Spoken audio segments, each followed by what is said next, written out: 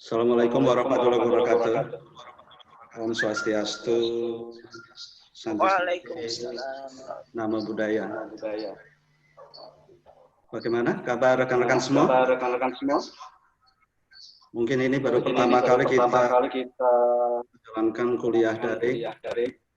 Mudah-mudahan kita selalu dalam Allah Subhanahu wa Ta'ala, masih diberi kesempatan untuk berpartisipasi dalam kegiatan belajar kampus kita, khususnya di program studi teknik informatika. Mohon kepada ketua kelas seperti biasanya untuk pimpin doa. Baik. Amin. Materi hari ini merupakan kelanjutan dari materi kita kemarin, sistem pakar. Kali ini kita akan masuk pada materi yang sebetulnya menjadi tren menarik, tren yang juga disukai oleh para mahasiswi, yakni robotika. Sebetulnya robotika di mata kuliahnya di tempat-tempat lain ditempatkan dalam kurikulum atau mata kuliah terpisah, tapi mungkin kita dalam tahap menuju ke sana. Di sisi lain kita juga punya komunitas robotika. Ini adalah komunitas di bawah naungan Himpunan Teknik Informatika. Jadi nanti rekan-rekan bisa bergabung di sana atau mencari informasi terkait kegiatannya di sana. Oke, materi sudah saya share lewat WA Group.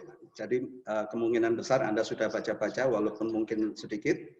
Paling tidak hari ini kita bahas tentang klasifikasi robot. Dan diharapkan rekan-rekan semua nanti di akhir perkuliahan ini bisa mengklasifikasi setiap robot yang dilihat atau didengarnya.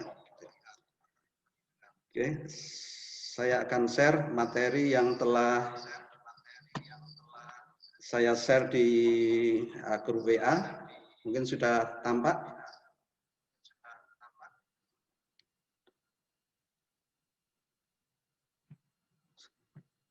Apakah sudah tampak, rekan-rekan? Oke, sambil menunggu. Ada yang bisa mendefinisikan apa sih robot itu? Oke. Jadi sudah kita lihat, mungkin sudah bisa dilihat tampilannya.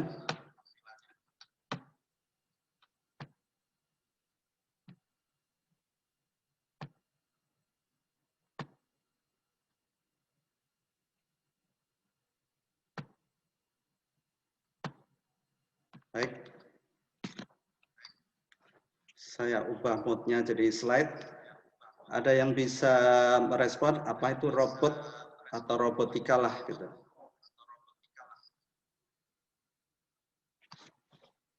Oke, baik. Sambil menunggu saya jalankan saja untuk slide kita. Mungkin sudah bisa kita lihat dan kita maklumi bahwa robotika adalah merupakan cabang dari kecerdasan buatan. Kita bisa lihat pohonnya seperti ini. Dan akarnya adalah dari teknik elektro. Karena kebetulan saya orang elektro, jadi saya bisa tampilkan bagaimana teknik elektro yang merupakan akar, kemudian tumbuh menjadi pohon, salah satu cabangnya adalah robotika. Dan ini menjadi kajian yang serius di rekan-rekan di teknik informatika. Nah, ini membuka wawasan alternatif kalau rekan-rekan semua ketika sampai pada waktunya untuk membuat skripsi, rekan-rekan bisa mengambil tema-tema sistem kecerdasan buatan, kemudian bisa diperdalam lagi temanya di robotika. Jadi terbuka lebar untuk rekan-rekan semua ketika mengadakan penelitian. Kita teruskan. Mungkin sudah dibaca.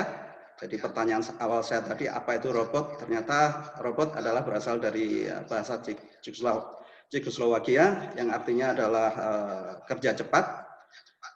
Mungkin rekan-rekan sudah baca semuanya, tetapi saya harapkan dari uraian yang mungkin agak panjang ini, rekan-rekan bisa mendefinisikan dengan bahasa yang lebih sederhana, gitu ya. Oke, kita teruskan. Fungsi robot pada dasarnya untuk kehidupan sekarang adalah untuk membantu kerja manusia, gitu ya. Karena nanti dibuat menyerupai atau bisa bertindak seperti halnya manusia, sehingga dia bisa dipekerjakan untuk keperluan manusia, ya. Membantu kehidupan manusia. Nah, ini sudah saya selipkan juga video. Barangkali Anda juga sudah tonton, dan nanti saya harapkan dari Anda menonton, Anda bisa mengambil kesimpulan, mengambil konklusi apa itu video dari robotika AI, gitu ya, artificial intelligence, robot kecerdasan buatan. Oke. Jenis-jenis robot adalah ini. Yang pertama adalah non-mobile robot, adalah robot yang hanya bisa bergerak, tidak bisa berpindah tempat. Nah, itu bedanya. Gambarnya seperti ini, nampak oleh kita ada robot yang menyerupai lengan manusia, mulai dari bahu, pangkal lengan, kemudian pergelangan tangan, kemudian tangan itu sendiri termasuk jari-jarinya. Nah, itu termasuk robot yang non-mobile, hanya bisa bergerak. Berikutnya adalah mobile robot. Nah, ini adalah robot yang bisa berpindah tempat. Dia hanya bisa berpindah tempat, seperti yang kita lihat. Di sana ada roda, bisa berupa kaki atau roda jenis yang lain. Yang jelas dia bisa melakukan transportasi, gitu ya. Itu jenis yang kedua. Yang ketiga adalah kombinasi. Jadi ada kombinasi mobile robot dan robot yang non mobile. Jadi robot kombinasi ini adalah robot yang bisa bergerak sekaligus bisa berpindah tempat. Gambarnya adalah seperti ini. Jadi ada robot yang dilengkapi dengan roda, seperti roda tank, kemudian dilengkapi dengan manipulator. Ada lengan robot di sana. Berikutnya adalah robot humanoid, merupakan robot yang menyerupai manusia, walaupun kenyataannya berkembang tidak hanya menyerupai manusia, tapi bisa menyerupai makhluk hidup yang lain, bisa menyerupai hewan atau menyerupai tumbuhan. Nah, semuanya ini adalah robot-robot yang didasarkan pada suatu kecerdasan.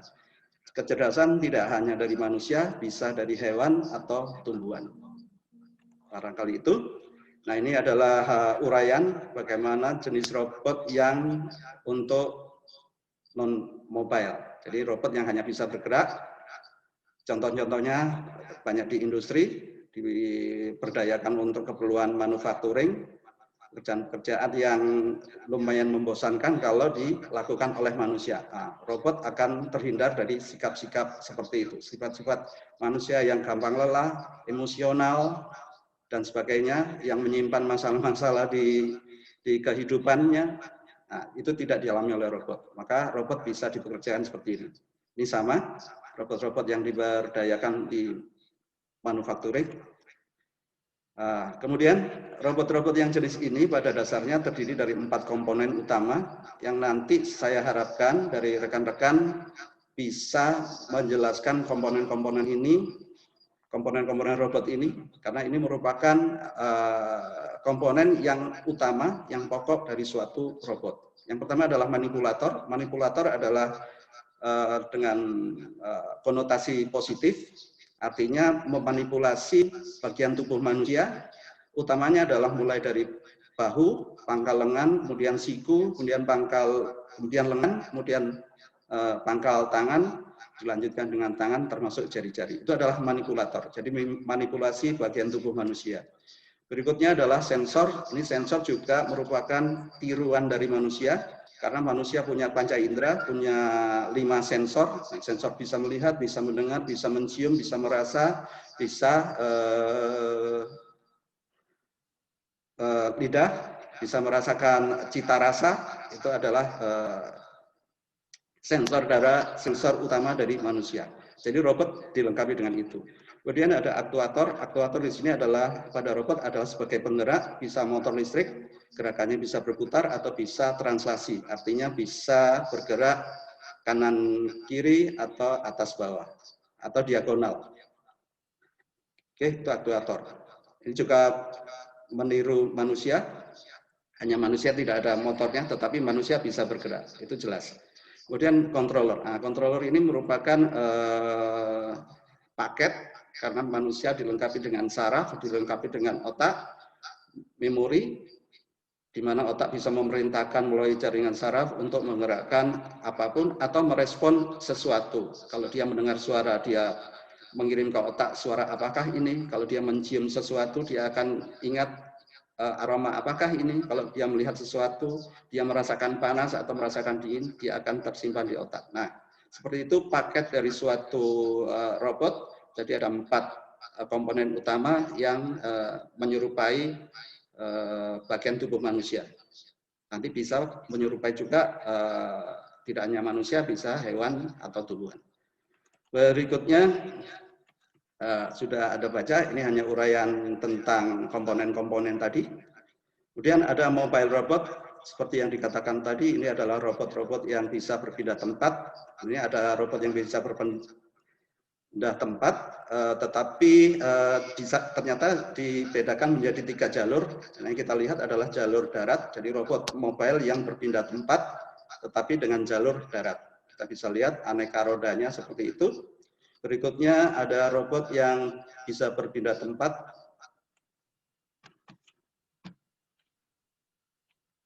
Maaf, agak lambat. Ini masih di darat. Robot bisa berpindah tempat di darat, dibayarkan di industri. Nah, berikutnya adalah robot yang bisa berpindah tempat tapi di udara. Nah, kita bisa lihat ada drone, ada macam-macam kategorinya. Dengan kategori yang bermacam-macam, ada yang dilengkapi dengan remote, ada yang dilengkapi dengan kamera, bahkan ada pula yang dipersenjatai, ada yang pula dilengkapi dengan alat angkut. Itu adalah robot-robot yang jenis mobile yang bisa berpindah tempat. Nah, seperti ini bisa mengevakuasi atau menurunkan bantuan. Ini adalah contoh-contoh robot terbang. Ada juga robot terbang untuk keperluan militer. Ini robot yang termasuk high class, kelas advance, begitu, karena untuk keperluan militer. Ini sama. Kemudian ada juga robot yang bisa berpindah tempat, mobile robot yang jalurnya adalah air. Nah, utamanya adalah robot-robot yang bergerak di bawah air untuk keperluan eksplorasi, untuk keperluan sosial atau untuk keperluan biologi dan sebagainya. Contohnya seperti ini. Nah, ini underwater, jadi robot yang bisa berpindah tempat di bawah permukaan air. Nah, ini ada juga robot-robot yang bisa, berikutnya adalah contoh robot yang kombinasi bisa berpindah tempat dan sekaligus bisa bergerak. Nah, kita bisa lihat di sini robot dengan roda, kemudian dilengkapi dengan manipulator. Oke. Berikutnya contohnya sama, ini kombinasi, robot kombinasi, ini dipakai untuk evakuasi atau menjinakkan bom, bisa berpindah tempat dan bisa melakukan aksi-aksi rescue, penyelamatan. Sama juga ini adalah kombinasi, malah dilengkapi dengan senjata, kemudian dilengkapi dengan roda-roda untuk bisa berpindah tempat di segala medan, artinya mobilitasnya adalah tinggi. Jenis robot yang mobilitasnya tinggi, dengan aksi yang tinggi, dengan sensor yang canggih, maka biasanya dipakai untuk keperluan-keperluan militer. Negara-negara yang maju biasanya sangat antusias mengembangkan robot jenis ini. Ada yang ditanya sampai di sini rekan-rekan mahasiswa? Silakan, sambil saya siapkan untuk materi next-nya, berikutnya. Tambah lagi baku teori itu ya. Iya. Silakan. Saya bertanya, Pak. Silakan, Ibu Sarah. Baik, pertanyaan saya, apa peran robot dalam era industri 4.0? Oh ya, terima kasih Ibu Sarah. Seperti kita lihat juga industri termasuk industri manufacturing sudah menerapkan suara kuping nggak taruh di kuping. Sudah mengaplikasikan revolusi industri 4.0, maka untuk yang nulis ini yang pertama tadi kan udah salah. Ya, ini robot-robot juga siapkan untuk ke sana. Jadi bisa saja industrinya ada di kota Semarang, tetapi perusahaannya ada di Jakarta. Seperti itu. Langsung ada Jadi nanti nilai presisi dan akurasi. perencanaan produksi sudah tidak harus mengkoordinasi secara seperti biasanya, tetapi sudah tersistem, maka robot itu begitu mematuhi atau mengetahui informasi perencanaan produksi adalah seperti ini, maka dia akan cepat melakukan aksi tanpa melibatkan banyak dari manajemen, artinya melibatkan banyak dari tenaga dari manusia. Seperti itu barangkali Bu Sarah, peran robot di industri 4.0. Silakan kalau masih ada yang lagi. Mudah-mudahan cukup bisa dipahami, dimaklumi jawaban saya tadi. Ada lagi? Kalau tidak ada, saya teruskan. Robot keempat adalah humanoid, robot yang dari kata dasar human berarti menyerupai manusia, walaupun kenyataannya tidak hanya berbentuk manusia, bisa berbentuk yang lain, termasuk berbentuk hewan atau tumbuhan. Sama seperti sebelumnya, diharapkan nanti setelah membaca uraian yang mungkin terasa panjang, rekan-rekan bisa mengambil konklusinya, mengambil kesimpulan dengan bahasa sederhana. Silakan untuk diuraikan sendiri. Oke. Nah, ini contoh-contoh robot humanoid. Yang paling kiri adalah namanya Sofia, salah satu robot yang dipekerjakan sebagai host atau presenter TV. Dan dia juga bisa melakukan wawancara dengan reporter yang lain. Jadi itu rupanya sesi jeda acara, kemudian dia diwawancari. Yang kanan adalah salah satu robot yang merupakan kontes, dipakai sebagai human untuk event-event yang bersifat besar. Ya. Jadi kalau melibatkan manusia, tentu humas akan sangat lelah, maka dicoba menggunakan robot sebagai humas. Berikutnya, di dunia entertain, robot-robot juga bisa melakukan koreografi. Jadi ada koreografer robot, seperti yang kita lihat di gambar kiri. Kemudian ada juga robot yang diberdayakan sebagai mentor suatu seminar atau apapun gitu ya. Jadi kurang lebih tampilannya seperti itu. Dia layaknya seorang mentor pada manusia. Gitu ya. Dan juga untuk keperluan edukasi di anak-anak, disiapkan robot-robot untuk melakukan itu, untuk membuat permainan, dan intinya adalah untuk membantu mengedukasi anak-anak.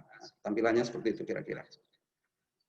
Oke, ini gambar yang tadi dalam robot jenis humanoid, tentu persiapannya lebih kompleks, karena seperti yang dipekerjakan untuk presenter seperti Sofia tadi, perlu disiapkan mimik-mimik, gestur saat dia emosional, terkejut, senang, dan sebagainya. Nah, itu harus disiapkan seperti itu untuk membuat robot semakin sempurna. Berikutnya, untuk menguji rekan-rekan, saya beri judul sesinya adalah trivia. Silakan rekan-rekan mengomentari robot-robot apa yang tampil dalam slide berikutnya. Maksudnya robot jenis apakah mereka itu? Ya, untuk menggali pandangan persepsi Anda terhadap robot-robot yang tampil. Nah, ini kita lihat ada robot seperti apa itu, rekan-rekan bisa mengomentari. Kalau kita lihat bersama ada robot yang menyerupai ikan, berarti itu adalah robot yang mobile, robot yang humanoid. Artinya walaupun bukan mirip manusia, tapi dia mirip makhluk hidup. Sama yang sebelah kanan juga begitu. Itu robot jenis humanoid dan sekaligus combine ya, kombinasi mobile robot dan non mobile robot. Ini lengkap. Ada pula robot yang lengkap tadi untuk mengevakuasi atau SAR ya, search and rescue, diberdayakan untuk keperluan seperti itu. Sama dengan gambar sebelumnya, bahkan diberdayakan untuk keperluan mengantar paket-paket untuk ekspedisi. Ada robot yang burung, buatan Vesto, kecerdasan hewan burung. Kemudian ada yang berikutnya, robot yang jenis non-mobile dan mobile.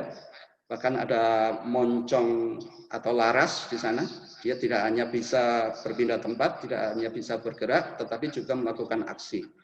Dan yang kanan adalah dipergunakan untuk penjelajahan explorer di ruang angkasa, di planet yang lain, dilengkapi dengan sumber daya mandiri. Di sana ada solar cell dan seterusnya. Dikembangkan sedemikian rupa robot. Nah, ini rekan-rekan juga bisa mengklasifikasi jenis robot apa yang nampak di sana. Masih banyak klasifikasi robot, termasuk dipergunakan untuk membantu disabilitas seperti yang nampak di sini, untuk terapi, sehingga dicapai program-program pemulihan dan sebagainya. Nah, itu bisa menggunakan bantuan robot. Oke, rekan-rekan, barangkali untuk kehadiran, karena ini direkam, nanti saya tinggal memasukkan dalam e-present yang kita berlakukan sebelumnya. Jadi harap rekan-rekan menampilkan gambarnya ya, jangan hanya fotonya. Nanti akan ada penilaian di sana. Oke, pertemuan berikutnya nanti rekan-rekan diharapkan bisa menampilkan gambar-gambar robot yang Anda anggap menarik. Nanti kita akan bahas apa itu jenisnya dan apa fungsi-fungsi dari robot yang Anda tampilkan. Demikian, saya rasa waktunya sudah sampai. Terima kasih atas segala perhatian. Oke, wassalamualaikum warahmatullahi wabarakatuh. Waalaikumsalam.